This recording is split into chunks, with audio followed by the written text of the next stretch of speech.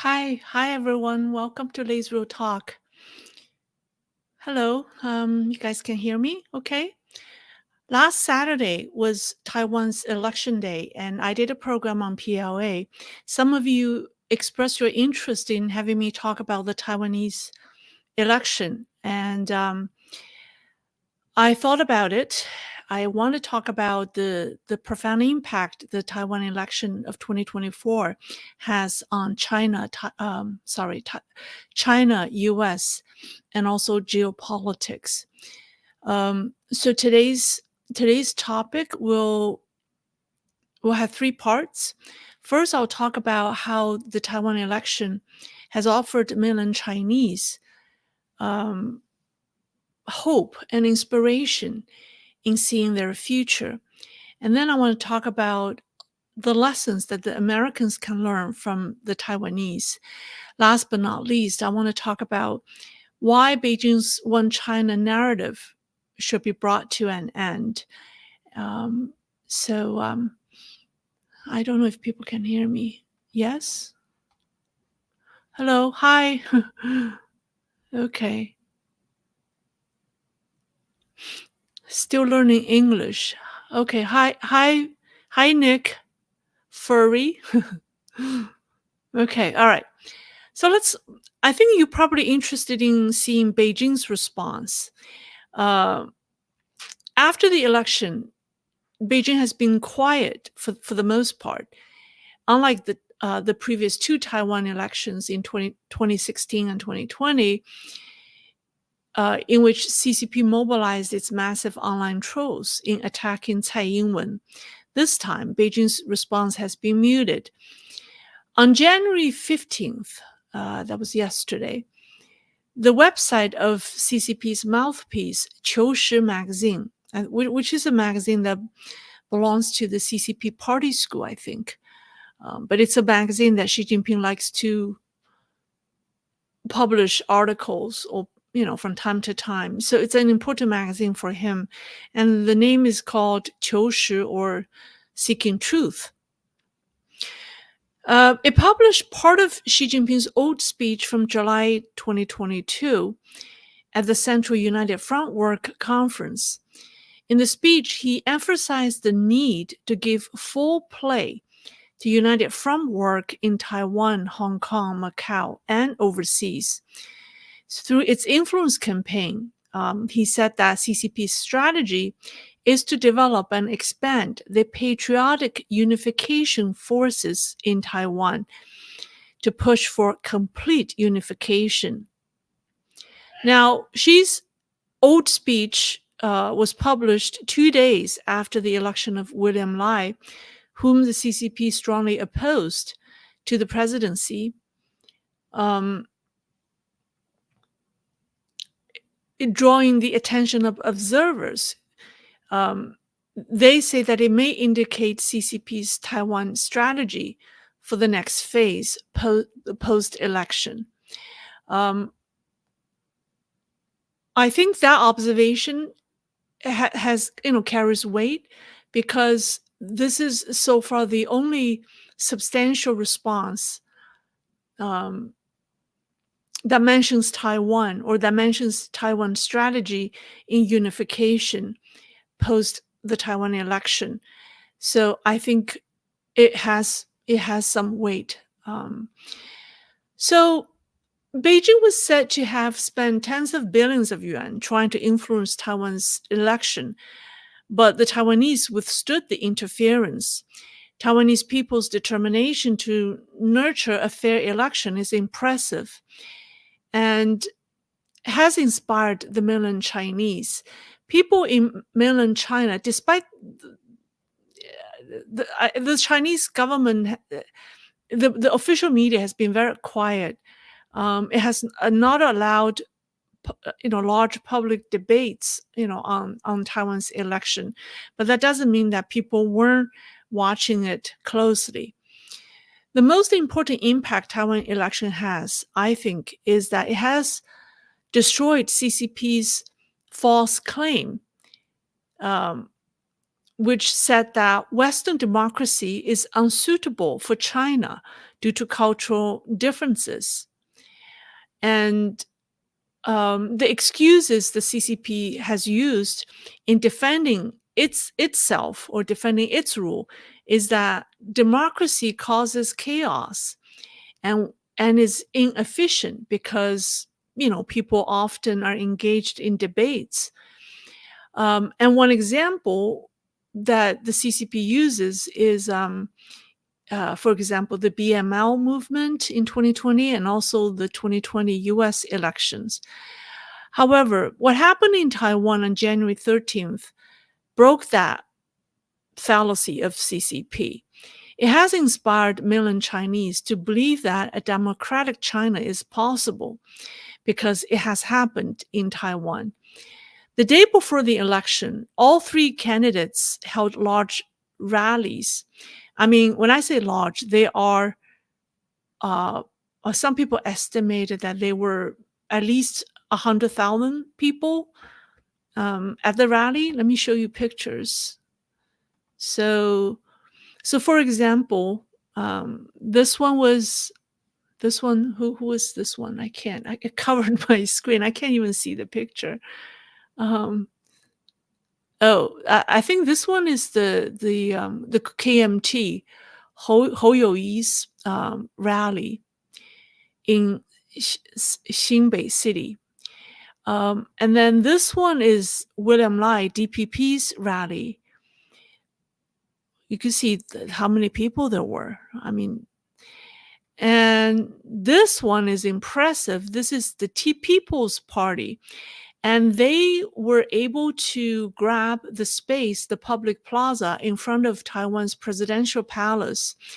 And it was a prime place for election rallies because people said that those who were able, the political party that was able to hold their election eve rally in this plaza has been able to win the election. But this year, the underdog, the TPP, was able to grab this space. The way they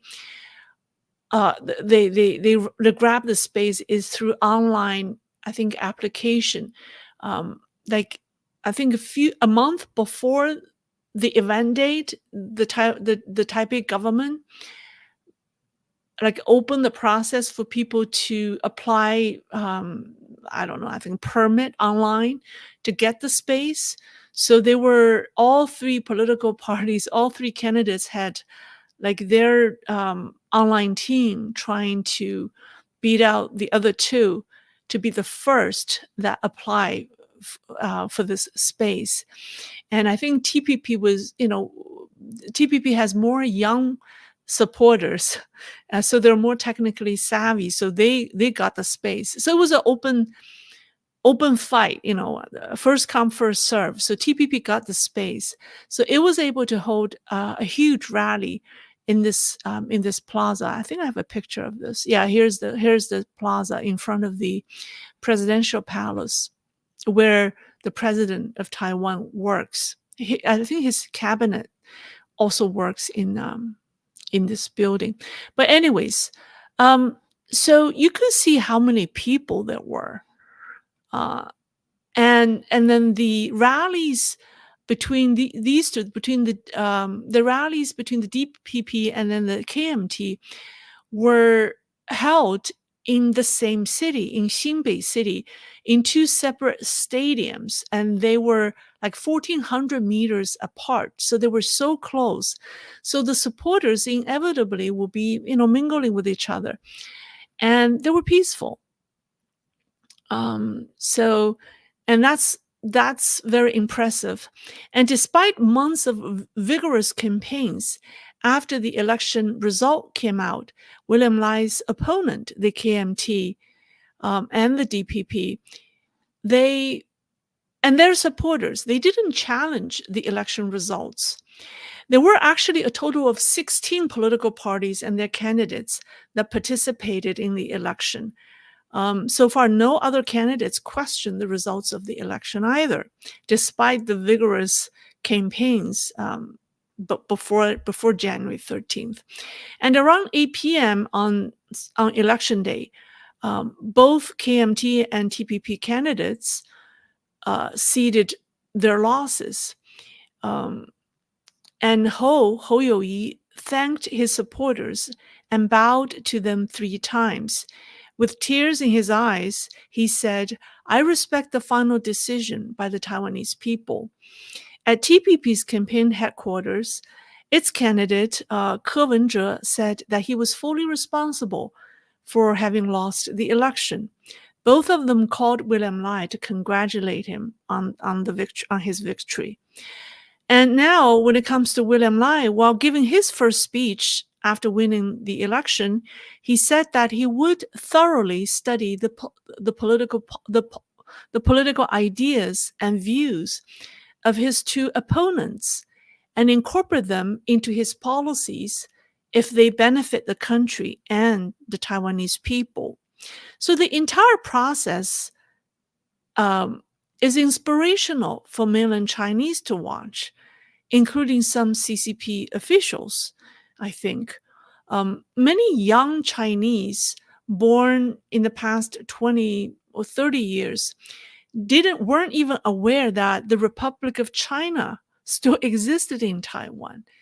I mean, they thought Taiwan is just Taiwan. I mean, they've been brainwashed to believe that Taiwan is a province of the PRC. They didn't know until someone pointed out that the Republic of China, which has existed for 113 years, much longer than the PRC, which has only been around for 70 some years, and that it's still in Taiwan.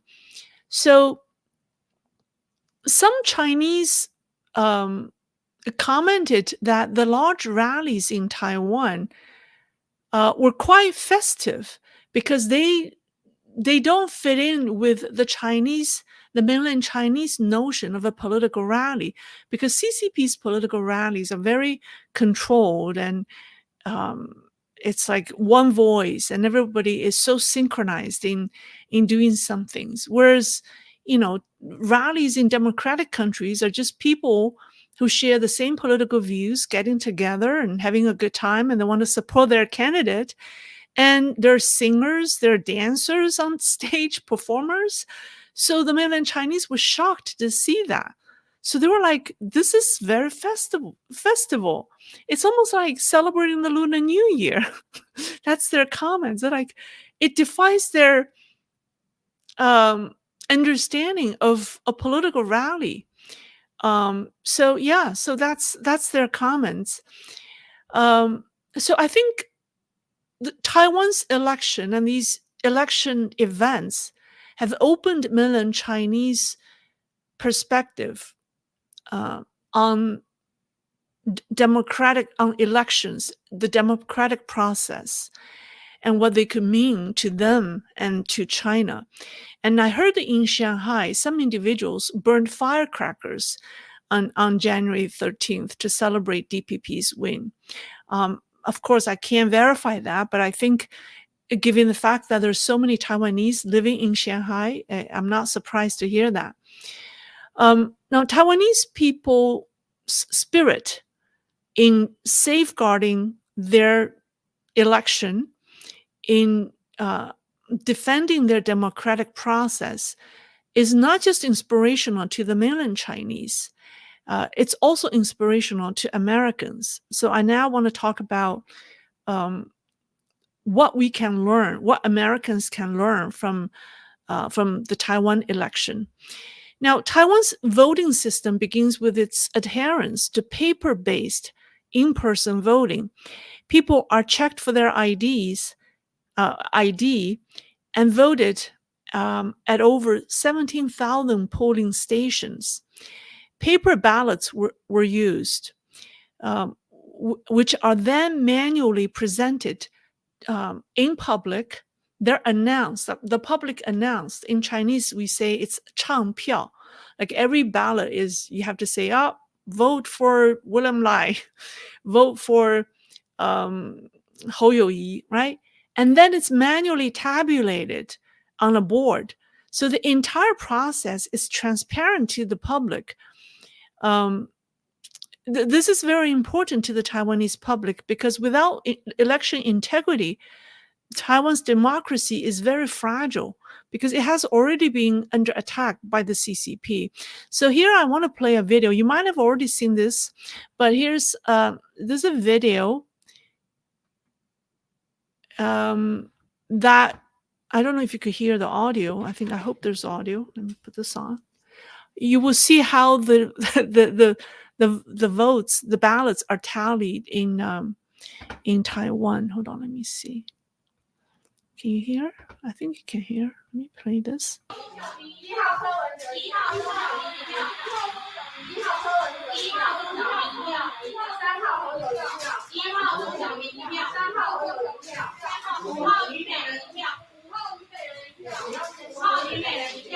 You see how there are two women taking ballots out of the box, and there are two women at the board who are recording the vote, by writing the Chinese character zhen. I think one is tabulating the presidential candidate votes, and the other is for the legislators. So it's all open to the public, and they go through this manual process. Let me come back. Where am I? So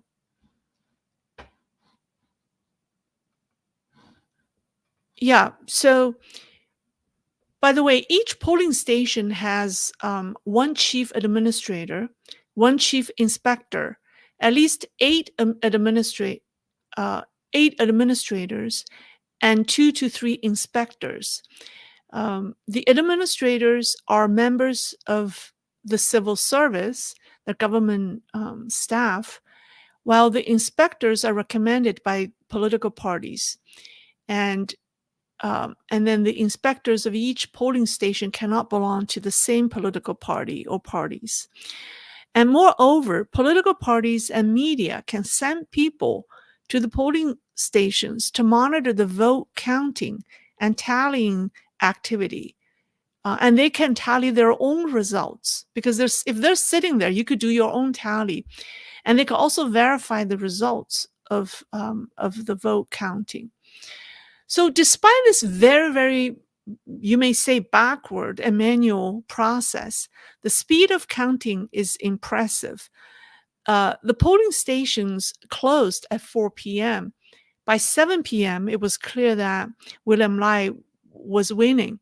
Around 8 p.m., that's only 4 hours after the polls are closed, the other two candidates, the KMT and TPP's candidates, conceded defeat. So this swift unveiling of election results in Taiwan contrasts with the protracted vote counts in the US, where the decentralized systems and the surge in mail-in ballots created unnecessary drama.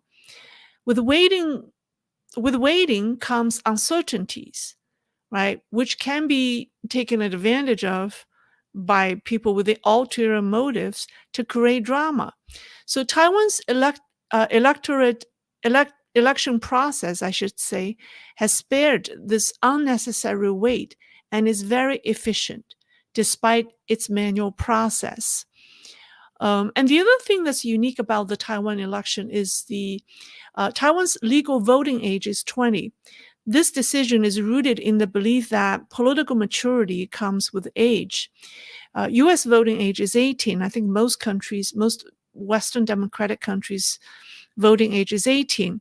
The difference of voting age underscores a broader debate about the age of maturity and civic responsibility. Taiwan's voting age indicates its emphasis on the individual's maturity or political maturity. And the other thing that we should learn from the Taiwan election is the accuracies of its election polling. Election polling in the U.S. has stumbled in its accuracy, as we've seen in 2020. The dissonance between projected outcomes and the actual results reflects the unique challenges facing American election process. In contrast, Taiwan's polling results or polling data or polling appears more aligned with final outcomes. There weren't any surprises. This suggests a more transparent political climate and process in Taiwan. And I think the reason Taiwan's election went on smoothly and efficiently, despite the tension, right? Despite the attention and tension. And the reason is because the amount of Taiwanese involved in the process. Taiwan in total, or on average, I should say, involves about 1% of its voters in the election. There are about 90 million people eligible to vote in Taiwan. About 190,000 people were involved in staffing the 17,000 polling stations. So if you do the math, that's 1% of the voters. And that's about, there were about 10 to 12 people per polling station. Each polling station manages about, on average again, 900 ballots. So if we apply the same ratio, the United States should have 2 million people to man the polling stations. I don't know if that's possible. Taiwan is a small island, whereas the United States is a vast country and the population is unevenly distributed across the country. Regardless, the U.S. should learn from Taiwan's experience because Taiwan's experience is unique because its election is so much, is so much subject to interference and sabotage from the CCP. So I think other countries, not just the United States, have a lot to learn from Taiwan. And I think what made Taiwan's election peaceful, successful, is its people's holding to the three core pillars of democracy, which are integrity, transparency, and the unyielding belief in the power of every vote. Okay, so now let's talk about what you're probably most interested in, the challenge it presents, or the Taiwan election has presented in geopolitics, because I think the CCP's One China narrative will soon end.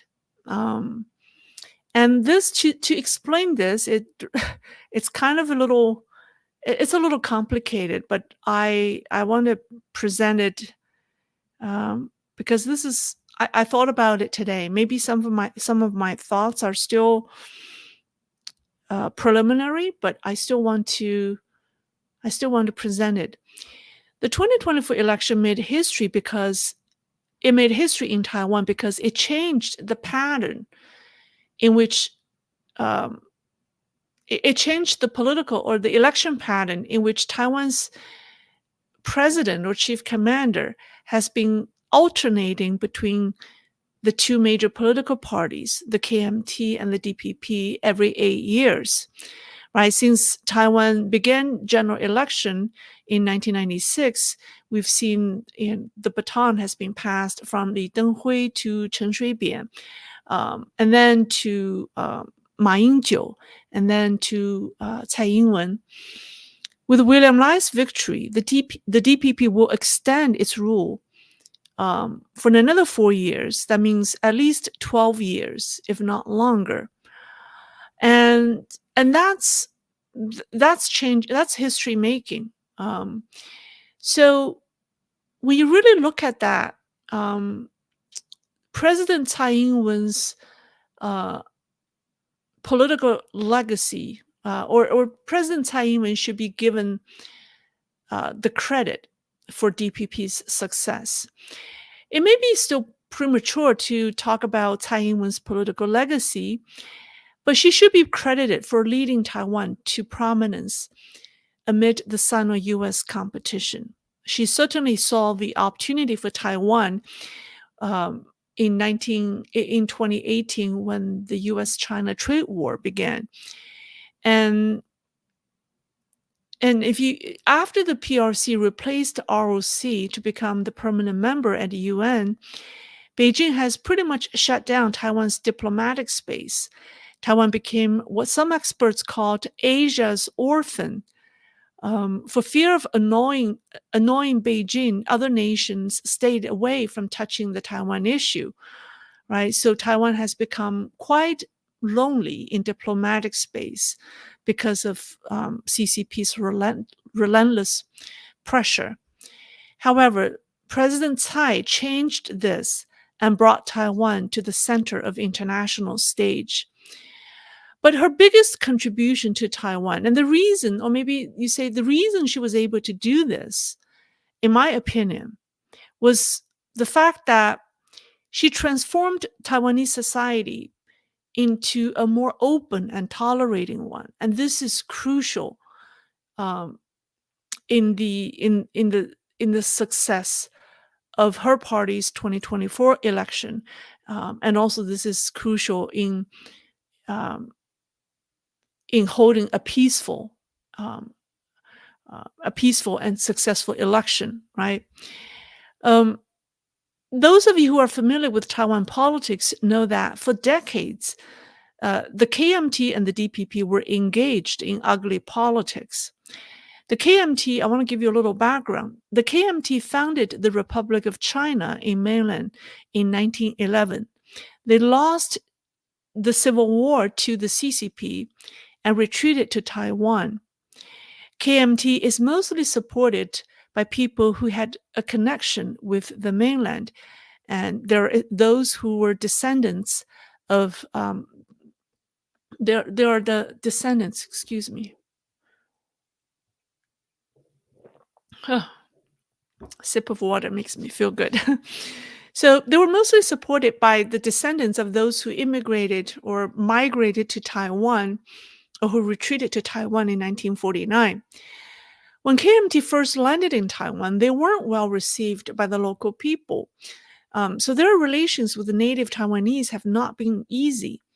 The DPP supporters are mostly native Taiwanese, and they don't feel the connection to the mainland because they're mostly native Taiwanese, right? So they don't feel close to the mainland like the KMT people do, and they're more pro-Taiwan, and they don't even care as much about the Republic of China.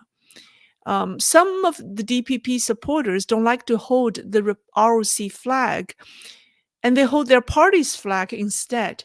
From their perspective, ROC is a political legacy of the KMT, and so that's why they care about Taiwan and they don't care so much about ROC. Now, President Tsai Ing-wen, in the past 8 years, has bridged the political gap by adding the name Taiwan to ROC. So Taiwan's full name is Republic of China, Taiwan. So under Tsai, the DPP supporters have increased their acceptance of ROC. And at the same time, the KMT has also become friendlier towards the native Taiwanese. So in the 2024 election, the KMT selected for the first time a native Taiwanese, Hou You-yi, as its presidential candidate. So you can see that in the past 8 years, or at least it's evident in the last election, both parties have moved closer to each other. They have moved to the center. And this is the most crucial factor that has laid a good foundation for the successful 2024 election. And this is also tremendously crucial in winning the battle against the CCP. And I think President Tsai Ing-wen should be given a lot of credit for that. Now, because the DPP supporters have pretty much accepted the ROC, I shouldn't say all of them, but the mainstream Taiwanese society uh, have just want to keep the status quo. Um, and so this has profoundly changed the definition of Taiwan independence uh, and Beijing's One China policy. The excuses that Beijing has used to justify its threat and intimidation of Taiwan is that some Taiwanese want independence from the mainland, right? Particularly some DPP supporters who don't want to be associated with ROC want to have an independent Taiwan Republic. So the Taiwan independence concept, therefore, um, is connected with DPP's lack of trust with the former KMT leaders and those who ruled the ROC in Taiwan. So we know Taiwan independence is a taboo for Beijing, um, and has been used as an excuse for Beijing for its so-called One China narrative, right? The One China principle stems from this. Now, with the gap between KMT and DPP closing in and the DPP supporters accepting the ROC, the so-called Taiwan independence has changed its meaning because Taiwan is already a sovereign state with its own currency, its own military, its own government, and constitution. It's already independent. You don't need to change anything. As long as the Taiwanese public, the Taiwanese people accept ROC Taiwan. So without changing anything, Taiwan is already independent of the mainland. And this is precisely William Lai's position on relations with China. So CCP's One China narrative becomes self-contradictory because on the one hand, I mean, it has always been self-contradictory. It never made sense. It's just that people never saw it this way. Because on the one hand, Beijing doesn't recognize the Republic of China. On the other hand, if Taiwanese people decided to abandon the name ROC or Republic of China and change it to something else, Beijing wouldn't accept it either. So what is Beijing's One China narrative, right? It's basically so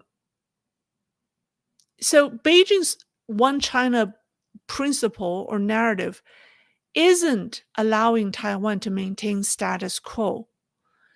Beijing's One China principle or One China narrative has only one meaning, which is forcing Taiwan to become a province of the PRC. And this is China's definition of One China. And therefore, it does not matter who wins Taiwan election. As long as the candidate wants to maintain status quo, Beijing will call him or her a Taiwan separatist, someone who favors Taiwan independence, because the status quo has already declared Taiwan independence. Now, Western nations are still following Beijing's, narrative and repeating after Beijing's One China principle or policy, whatever, for fear of upsetting Beijing. And here I want to tell Western observers that unless you truly believe that Taiwan is a province of PRC, do not repeat after the CCP's One China narrative because it does not make sense anymore. Because the Taiwanese public, through the 2024 election, has pretty much come together and have decided that maintaining status quo is their independence. So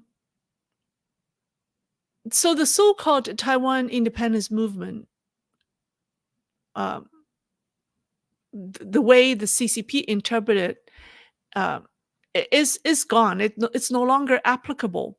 And the condition that allowed Beijing to revenge, to go after Taiwan for a revenge isn't valid anymore. However, that doesn't mean that the CCP is going to stop its aggression over Taiwan, right? In fact, its threat over Taiwan is increasing. Why? Well, this is because from day one, their one China narrative isn't about what Taiwan will do. It's always about taking Taiwan by force, regardless. Um, I think the Western governments um, should stop repeating, saying. I mean, it's been plain semantics by saying we support Taiwan, and however, we also uh, were in line with China's one China policy. They always say things like that, which is purely plain semantics, and it's not helpful. It's going to hurt Taiwan. It's not only going to hurt Taiwan, it's going to hurt your own people.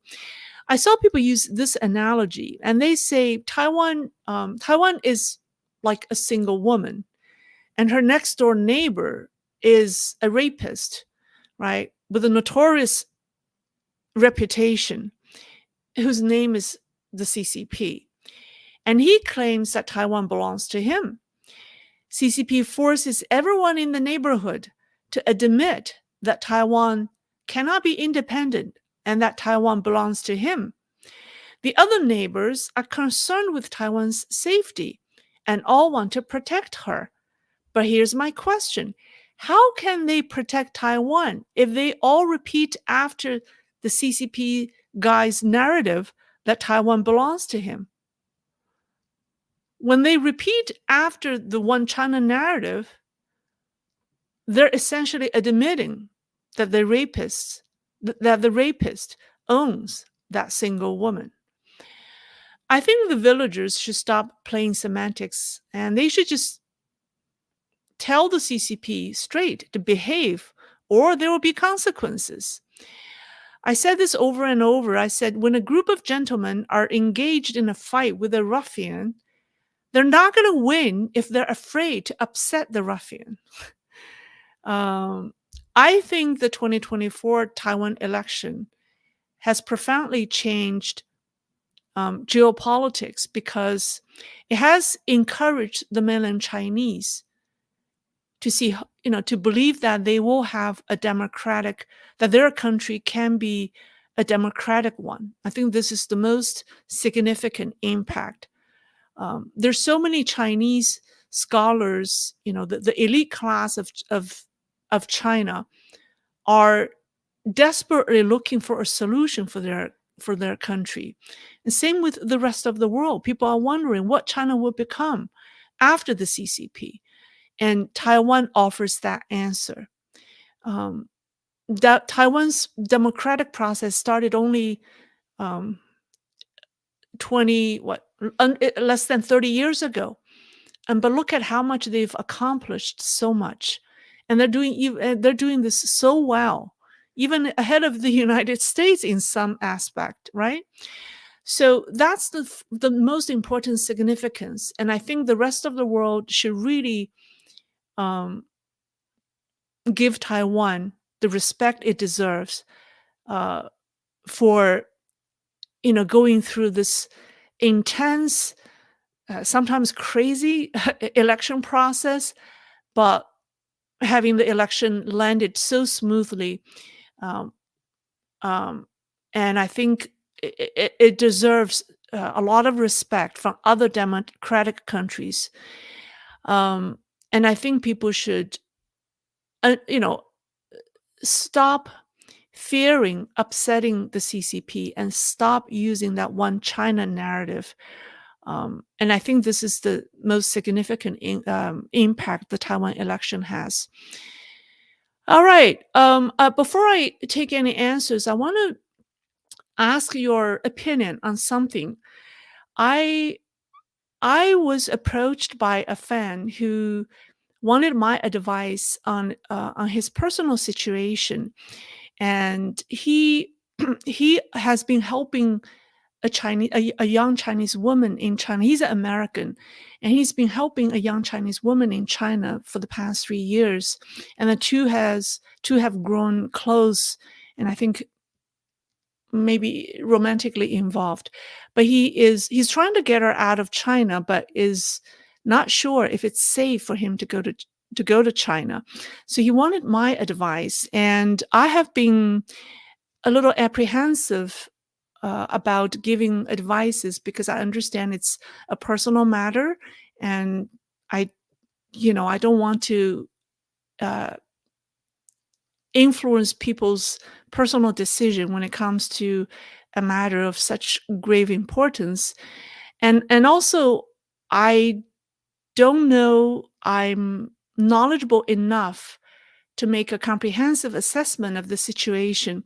So that's why I was thinking about doing a special live stream, presenting his case and presenting some information that I know about China and getting your input.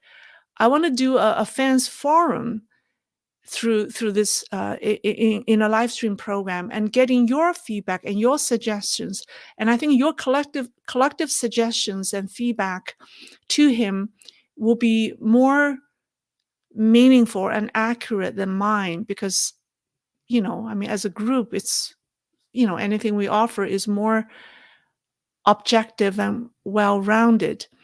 So I'm thinking about doing a program on, I call it a fans, a fan forum, something like that.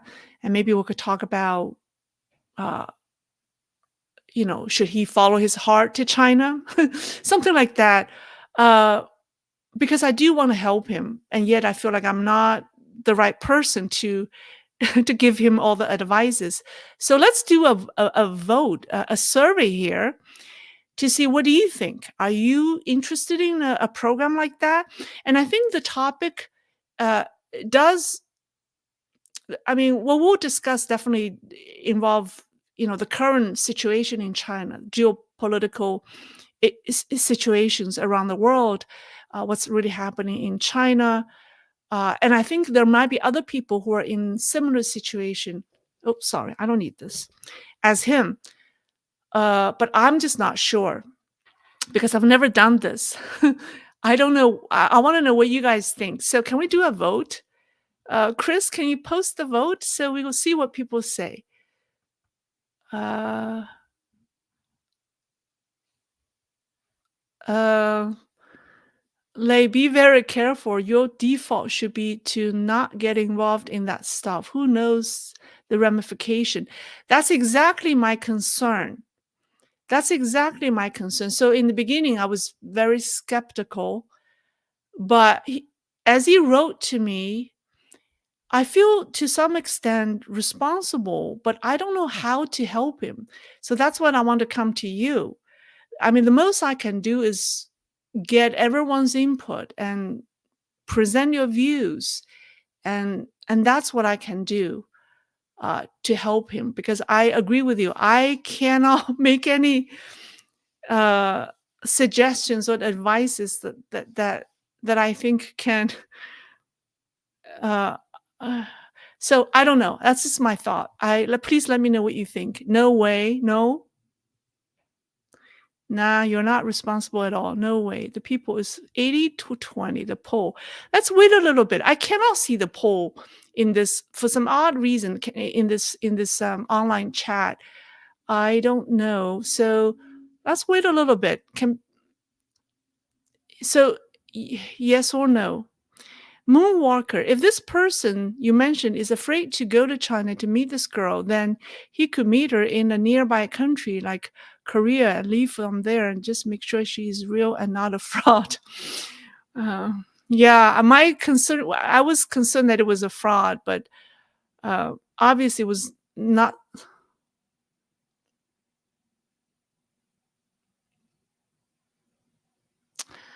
Don't do it. Okay, so Texas Panda said, don't do it. Lemon Gelato said, why not? More than a few couples from different countries end up in Canada. Easier for both to get residencies there. Uh, so, I mean, I'm not offering solution as to what he should do, but I think one important topic that we can discuss is, for example, is it safe to go to China now for a Westerner? And that's more of a general question.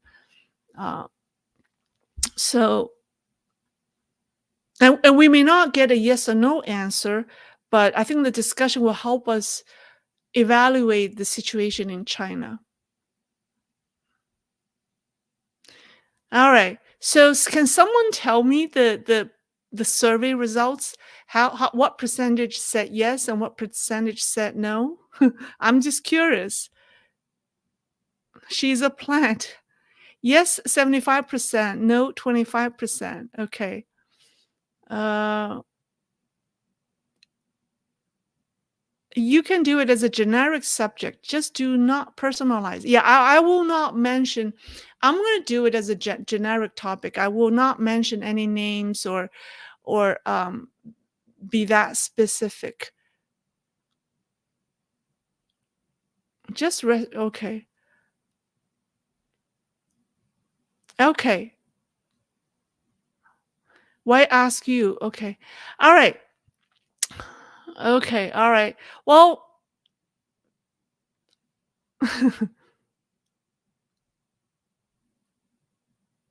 okay.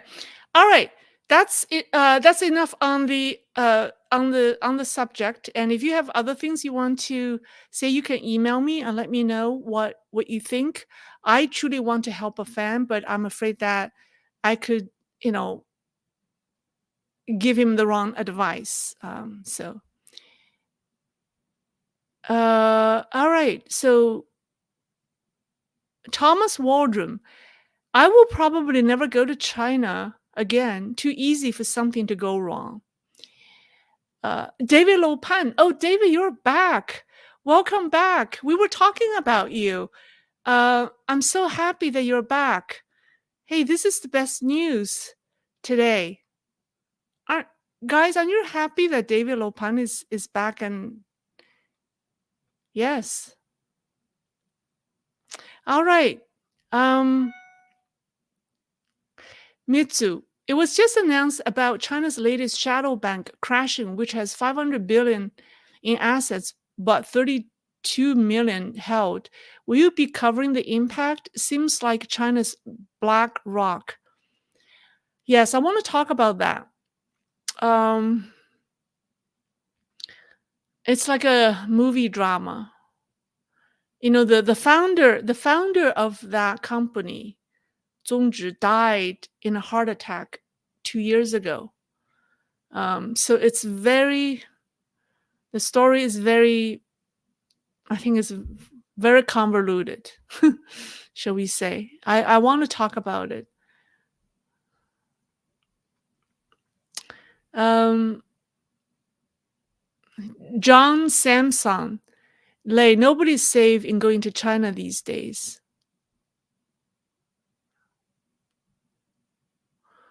Misbehavior, agrees Serpenza does a good video on dating Chinese women. Yeah, Spencer has done videos like that. I can't do a video on dating Chinese women. You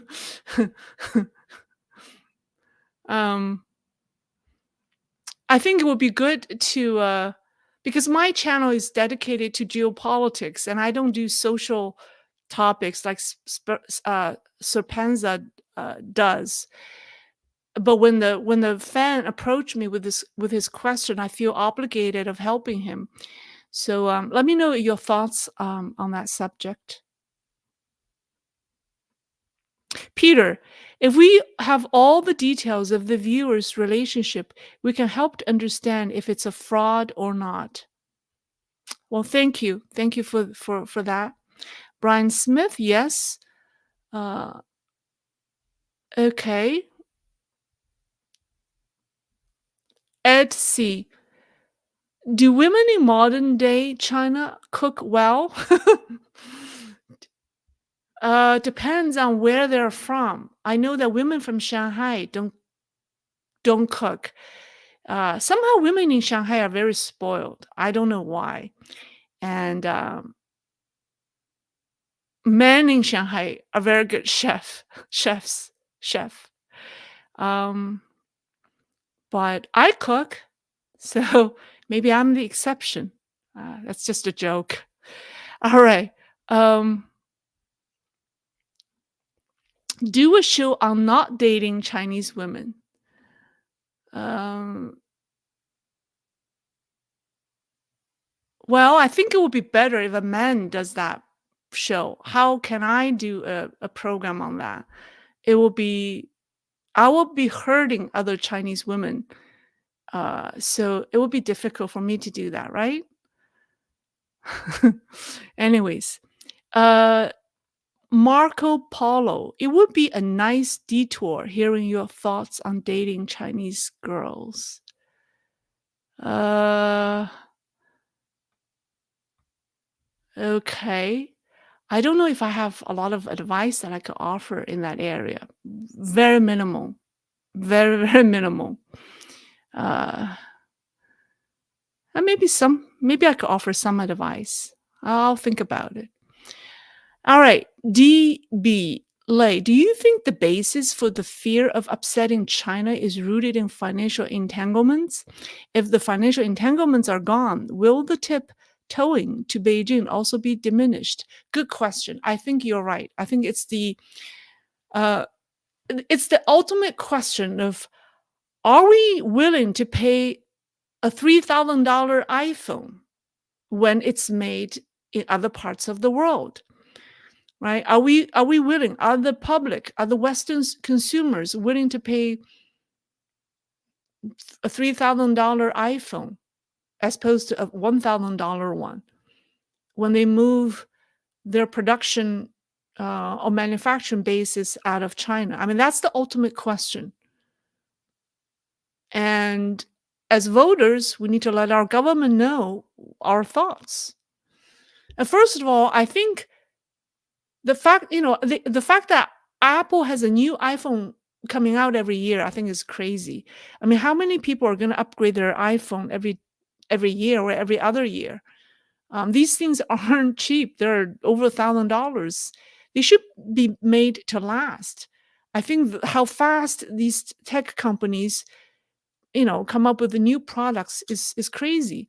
So I don't mind, you know, paying more money for a good quality iPhone, but use it for longer period of time.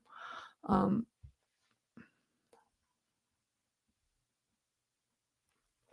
the Lone Wanderer's bunker. I hate the stereotype that all Chinese people can cook. You're right. No, not all Chinese women can cook. uh, but I enjoy cooking. I enjoy cooking. It's de-stressing. When I can't figure out the CCP politics, what I usually do is go cook because you know, it it's a creative process, shall we say. All right. Well, I see this discussion is going in all kinds of direction. Now that I ask you the question, um, Jonathan Doe, it bothers me that Western nations do not recognize Taiwan. It shows our weakness to China. Agree. Okay. Max Schroeder, why are Shanghainese men so dependent on their wives? They are like little sons with mummies. Uh, I don't know. I don't know. I don't know a lot of Shanghainese men. They are yep, you're right. But that observation to some extent is true. Um Lei, your time is precious and you shouldn't do a matchmaker game. I know. That's what I'm bringing the question to you guys. Okay. All right. Let's see. Thomas Waldron. Chinese women learn to cook from their mothers. Even if they are not instructed, they'll remember the taste and how to fold dumplings. Okay. All right. Okay. All right. That seems to be all.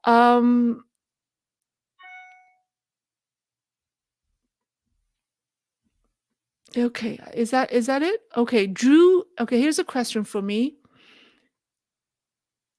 Deborah Banerjee. Sorry, that note disappeared. Please stick to geopolitics. Okay, all right. Good advice. That's why I was apprehensive about the program. Um, Dr- Drew H. Lei, do you think the U.S. will ever recognize Taiwan? I think the only president crazy enough to do it would be Trump. You say crazy enough, maybe brave enough. If Trump does that, I think you know it's great. You're right. Probably, if he becomes the president, he will recognize Taiwan. So I think so. It might likely happen. All right. Okay, I'll take one last question. Lei, you said KMT demographic voters are younger. That surprised me that they want a closer tie with China. I was expecting that DPP would have more younger voters. No, I did not say KMT demographic voters are younger. No, it's the other way around. The KMT's voters are the oldest. And then the TPP's voters, the People's Party, the new party, the People's Party's voters are the youngest.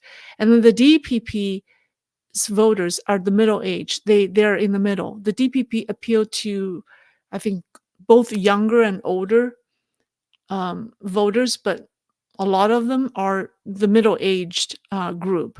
So the KMT does not attract young voters at all. The People's Parties do, and that's why they were able to grab the space in front of the presidential election, because they do have a team of uh, young people who are very savvy with online activities.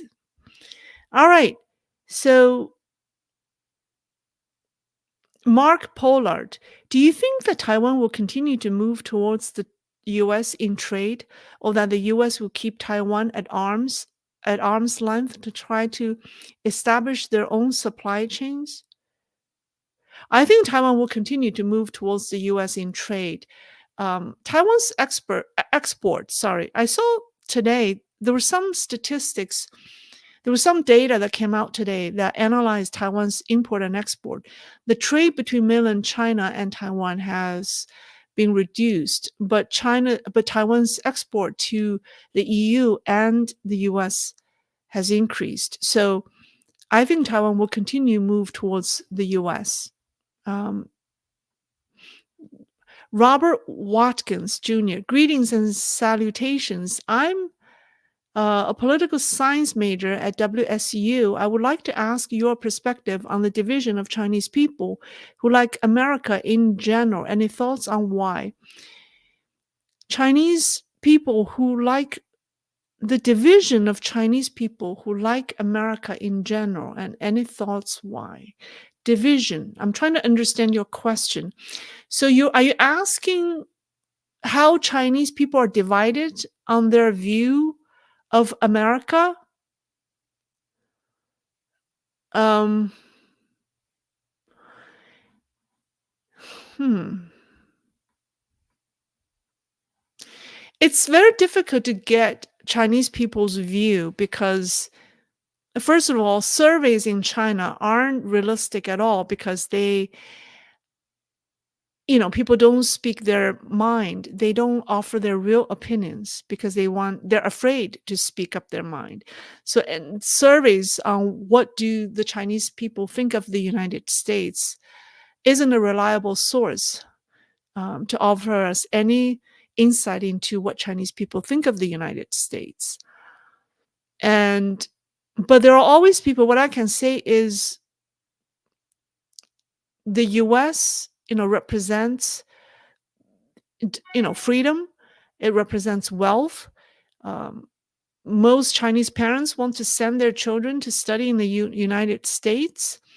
Um, in fact, most of the officials have already had their wives or children and assets sent to the US. So, and when the leaders of the country do that, then that made the ordinary people wonder, well, if you all like the United States so much, then maybe the country isn't so bad. So in general, people do have a favorable view of the US.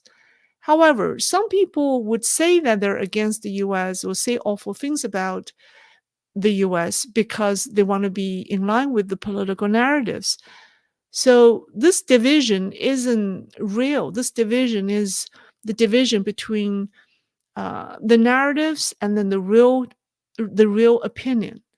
So it's not a real division. So the division is only what we see on the surface.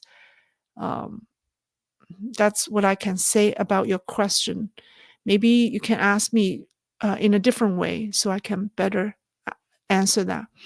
Martin, for you, just because, why not? Oh, thank you. Thank you for the donation. All right. Okay. I've answered a lot of questions. Eric Mogen. Lei, I came across this article of a Chinese billionaire who is the second largest foreign landowners in the US and is a major player in the CCP. Uh, yes, you can. Yes, I actually did. I filmed a short yesterday. It hasn't been released, but you're right. He owns 190,000 acres of forest land in Oregon. And he also owns 500,000 acres of land in Ontario, Canada. If we're talking about the same person, he's a gaming tycoon. He's a gaming tycoon that has retired from the industry. He also donated like $100 million to Caltech in 2015 or 2016. No, 2018, a couple of years ago. So yes, yep. And he is one of the top foreign landowners in the US.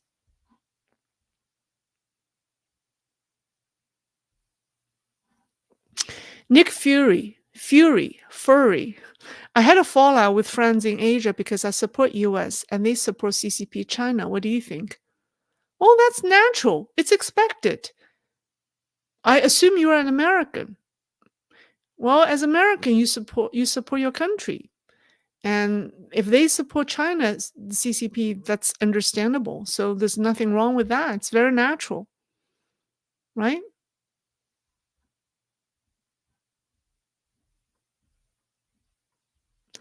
All right. Okay, MC. Trump will bring dictatorship by his own word. Don't fall for him. Uh, it's very difficult for a Chinese who's been through the CCP to fall for anyone. The Chinese people who have lived in mainland China are skeptical about all politicians, about all political processes. So it's not easy that we're fooled by anyone. Trust me. It's very difficult for us to believe in any politicians.